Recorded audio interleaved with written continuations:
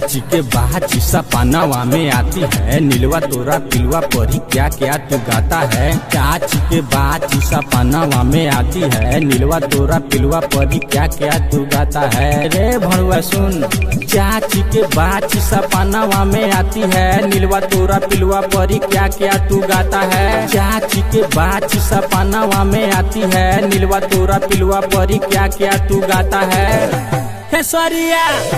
खेसरिया दामाद बना ले रे, कृति से शादी रचा दे रे। खेसरिया दामाद बना ले रे, कृति से शादी रचा दे रे। करा देना दहेज ना ले।